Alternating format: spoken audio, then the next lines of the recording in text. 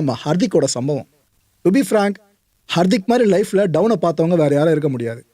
லைஃப்பில் டவுன்லேருந்து மேலே வந்தவங்களும் ஹர்திக் மாதிரி வேறு யாரும் இருக்க முடியாது. பேட்டு வாங்க காசு இல்லாமல் கஷ்டப்பட்டு இருந்த பையன் இப்போ பார்த்தீங்களா தலைவன் வேற லெவலில் மேலே போயிட்டு இருக்காப்புல. நம்ம ஹார்திக் ஒரு ஒன் மேன் ஷோ ஒன்று நிகழ்த்திருக்காருங்க. இப்போ விஜய் ஹசாரே டிராஃபி கிரிக்கெட் தொடர் நடந்துகிட்டு இருக்குல்ல, இதில் பரோடா வர்சஸ் விதர்பா இந்த 2 அணிகளை மோதின ஒரு போட்டி. இந்த மேட்ச்சில் இந்த பரோடா அணி ஒரு கட்டத்தில் 5 விக்கெட்ஸ் இழந்து 71 ரன்ஸை மட்டும்தான் குவிச்சிருந்துச்சு. இன்ஃபேக்ட் அந்த டீமில் எந்த ஒரு பிளேயருமே 30 ரன்ஸை கிராஸே பண்ணலங்க. அவள் பார்த்துங்க அந்த டீமோட ஸ்கோர் எந்த அளவுக்கு கீழே போயிருக்குன்னு சொல்லிட்டு. அப்புறம் தான் வந்தார் ஒருத்தர் ஹார்திக்னு சொல்லிட்டு நம்ம ஆளு. வந்த அச்சு அடி இருக்கே, அடி இல்லை இடி.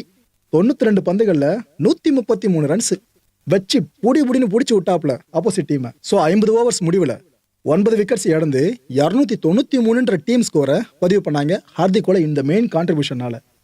ஹார்திக் ஆக்சுவலாக 38 ஓவருக்கு அப்புறம் பார்த்தீங்கன்னா 62 பந்துகளில் 66 ரன்ஸ்ன்ற நிலைமையில தாங்க இருந்தார். அதுக்கப்புறம் நம்ம கிளட்ச் பாண்டியா ஒரு வேலையை பண்ணார் பாருங்க. 39 ஓவர்ஸ் முடிஞ்சு பார்த்தீங்கன்னா 68 பந்துகளில் 100 ரன்ஸு.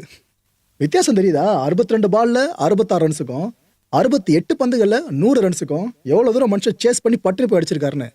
அவர் செஞ்சுரி போட்டது எப்படி தெரியுமா? அதுக்கு முன்னாடி ஃபேஸ் பண்ண பந்துகளை பாருங்க. செஞ்சுரி அடிக்கிற டைமில் sixer sixer sixer sixer sixer ஒரு 4. இப்படி ஒருத்தர் செஞ்சுரியை பதிவு பண்ணி பார்த்துருக்கீங்களா? கிளட்ச் பாண்டியா இதை பண்ணதுனால தான் 68 பந்துகளை 100ன்ற அவரோட சதத்தை இங்கே பதிவு பண்ண முடிஞ்சது. ரொம்ப வேகமாக ஆச்சு தள்ளினாப்புல. லிஸ்டேல ஃபர்ஸ்ட் ஒரு செஞ்சுரி விஜய் ஹசாரே டிராஃபி சார்ந்து இப்படி பதிவு பண்ணுறப்ப அதில் முத்தாய்ப்ப இந்த விஷயம்லாம் பண்ணுறப்ப ஹார்திக் மட்டும் தான் பண்ண முடியும். வேற யாரும் நினச்சி கூட பார்க்க முடியாது. இவருக்கு இந்தியன் டீமில் ரீப்ளேஸ்மெண்ட்டே இல்லைன்னு சொல்கிறோட அதுக்கு இவ்வளோ காரணங்கள் இருக்குது. சும்மாலாம் தலைவனை தூக்கி வச்சு கொண்டாடல.